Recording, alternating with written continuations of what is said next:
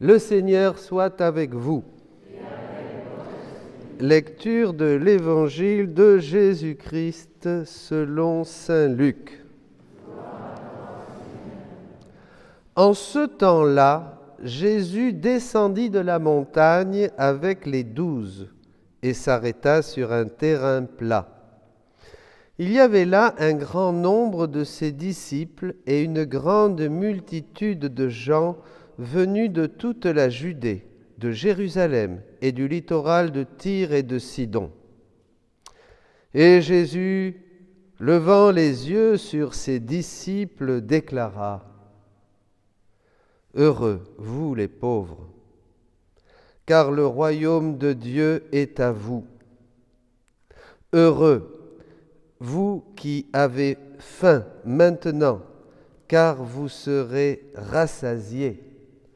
Heureux, vous qui pleurez maintenant, car vous rirez. Heureux êtes-vous quand les hommes vous haïssent et vous excluent, quand ils insultent et rejettent votre nom comme méprisable à cause du Fils de l'homme. Ce jour-là, réjouissez-vous, tressaillez de joie, car alors votre récompense est grande dans le ciel. C'est en effet ainsi que leur Père traitait les prophètes. Mais quel malheur pour vous les riches, car vous avez votre consolation. Quel malheur pour vous qui êtes repus maintenant, car vous aurez faim. Quel malheur pour vous qui riez maintenant, car vous serez dans le deuil et vous pleurerez. Quel malheur pour vous, lorsque tous les hommes disent du bien de vous. C'est ainsi en effet que leur Père traitait les faux prophètes. Acclamons la parole de Dieu. Louange à toi, Seigneur Jésus. Alléluia, alléluia, alléluia, alléluia.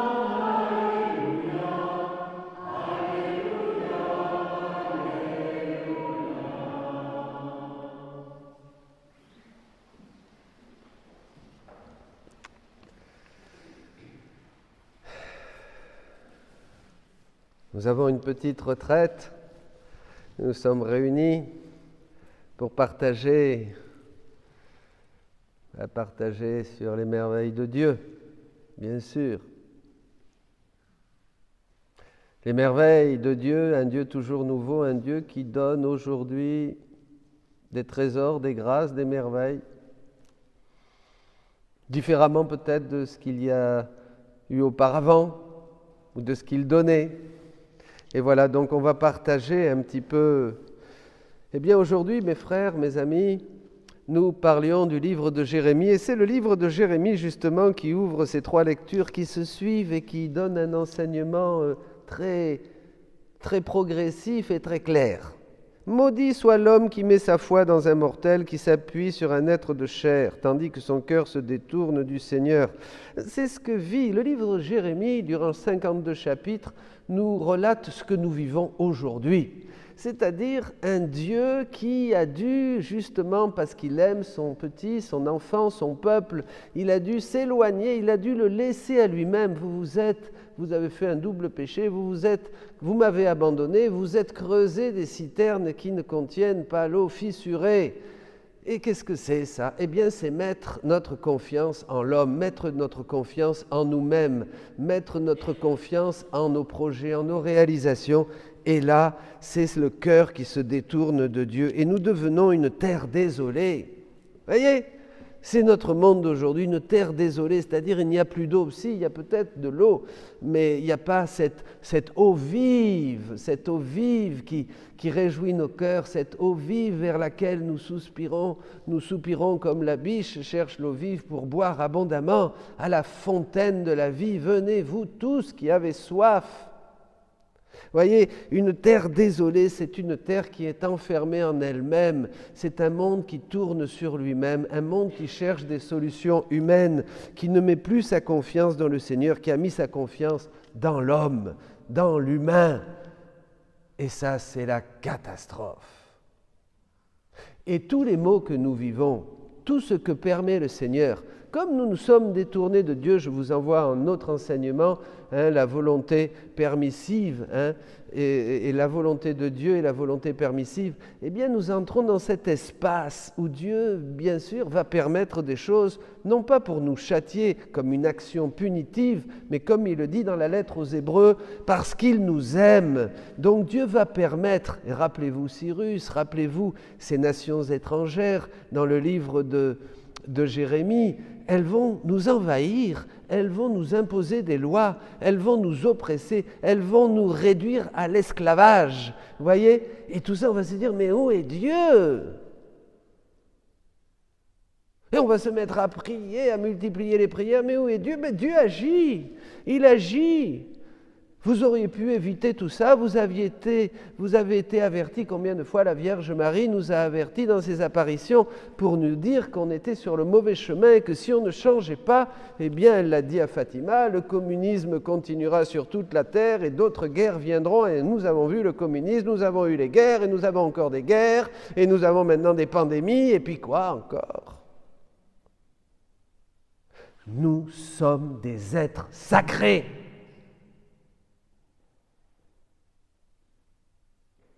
Nous sommes les bijoux, la prunelle de Dieu, de ses yeux.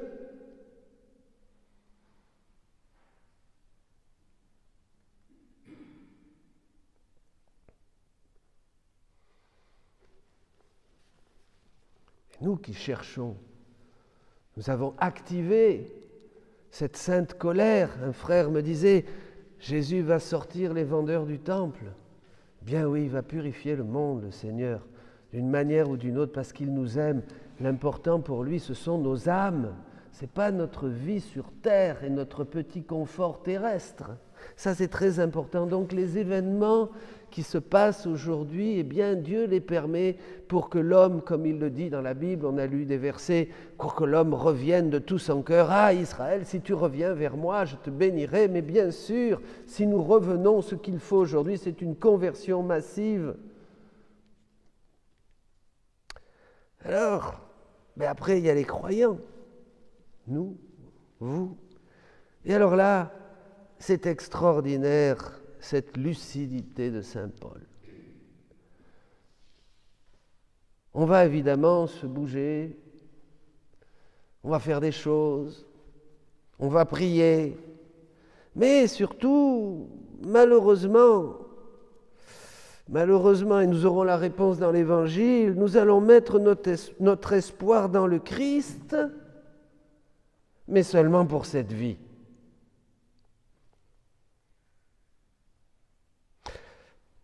Si nous avons mis notre espoir dans le Christ pour cette vie seulement, nous sommes les plus à plaindre des hommes. Qu'est-ce que ça veut dire? Et c'est très, très profond. Nous avons mettre notre espoir dans le Christ pour entretenir notre zone de confort. Pour que tout aille bien. Surtout pas de conflit. On va prier pour ne pas avoir le Covid. Hein? Pas vrai? Et si ça va te faire du bien d'avoir le Covid?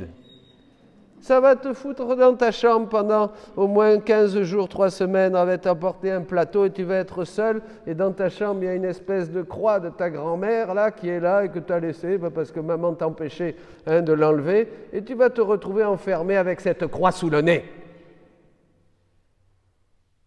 Et tu vas te dire peut-être, ça va peut-être être l'opportunité à Dieu de parler à ton cœur et te dire, oui, c'est vrai, je me suis planté.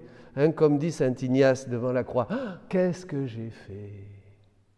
Et que dois-je faire après, rajoute-t-il. Voyez? C'est ça.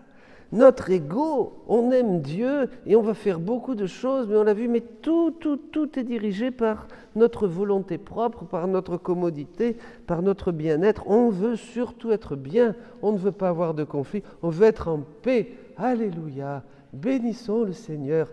Gloire à Dieu. Oh, quel bonheur! Mais non, mes amis. Mais oui, vous êtes d'accord avec moi, hein? C'est bien, j'aime bien quand les jeunes sourient et comme ça, et les vieux qui font la tête comme ça. Et oui, ce verset de saint Paul, ne l'oubliez jamais, si nous avons mis notre espoir dans le Christ pour cette vie seulement, nous sommes les plus à plaindre des hommes. Ah là là, mon Dieu. Alors, où est la solution? Où est notre bonheur? Vous voulez du bonheur? Vous voulez du bonheur? Oui, Dieu va vous donner du bonheur, mais à la manière de Dieu. Ah oui, alors d'accord, ça craint là. Hein? Pas à la manière des hommes, pas à la manière comme nous on cherche, être dans le confort, être bien, que tout soit waouh. Cool, hein, super, génial. Vous voyez, c'est pas du tout ça que le Seigneur va nous dire. Alors Jésus là nous montre nous montre alors la mode d'emploi. Alors ça y est, il va nous déclarer heureux. Il parle aux disciples, hein, vous voyez, là il parle pas à n'importe qui. Là, ça y est, on est revenu entre nous. Hein. Là, Jésus enseigne, c'est les siens en privé. Vous vous rappelez? Donc voilà, on est entre nous là, c'est tranquille. Jésus vous parle. Alors heureux êtes-vous les pauvres. Alors les pauvres, on va dire des richesses matérielles, beaucoup plus que ça. Hein, pauvres, c'est-à-dire dépouillé de toi-même. Ton ego, bam, qui passe à la casserole. Vous voyez, c'est-à-dire, alors ça continue un peu. Hein, heureux si vous avez faim. Faim de quoi? Si j'ai faim de nourriture, alors non, pas du tout. Hein? Tu as surtout faim, mon petit, d'être reconnu. Tu es accro aux flatteries, tu es accro aux louanges, tu es accro à être reconnu. Eh bien, tu vas être méprisé. Ça va te faire du bien. Mais oui, c'est le bon remède. On veut que Dieu guéris-moi. Et puis quand il commence à nous donner les bons moyens de guérir, c'est-à-dire des humiliations, des conflits, des choses que nous vivons, oh non, Seigneur.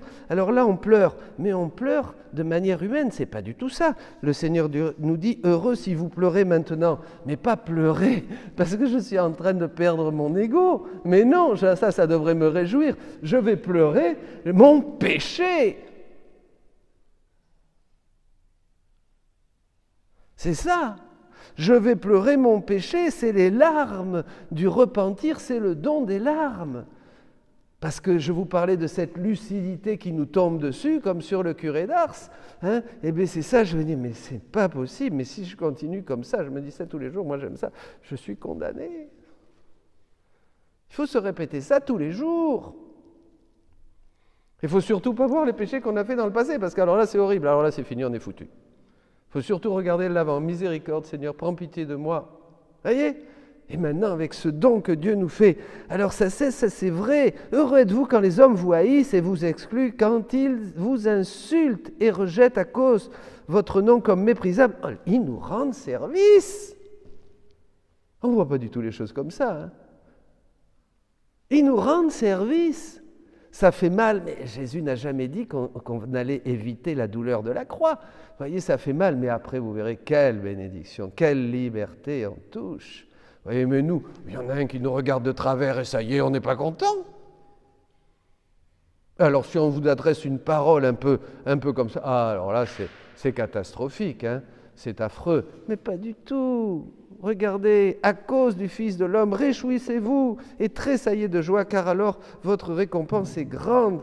Voyez, donc mes amis, le vrai bonheur implique une lucidité totale sur nous-mêmes. Et cette lucidité totale, elle va, chouk. Moi j'ai vécu près d'un volcan pendant 10 ans. Poum, elle va exploser.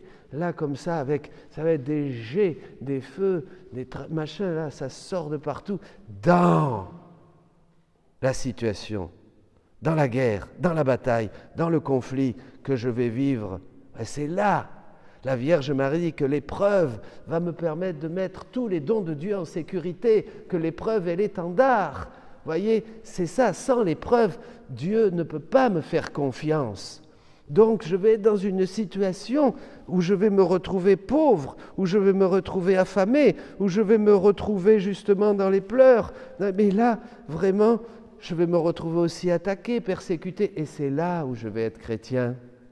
Voyez, on n'est plus dans la préservation de notre zone de confort, on est justement avec un siège éjectable. Tchouk, hein, on est sorti de notre zone de confort, cette mur, cette prison que nous nous sommes fabriqués, cette prison dans laquelle nous sommes et que nous appelons la vie, dit le Père Brown. Ça y est, on est dehors. On est libre.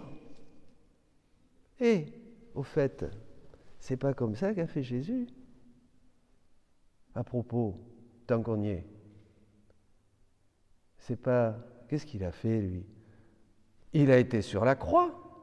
On l'a insulté. On a dit que c'était un démon. On s'est moqué de lui, que c'était un glouton, un ami des pécheurs. Et en plus, plus dur que tout, ce sont ses propres frères juifs. Attends, encore plus dur que tout, ce sont des hommes religieux qui l'ont condamné. Il a été vraiment... Et alors, le chemin du bonheur, nous les cathos, on ne dit pas que c'est Jésus.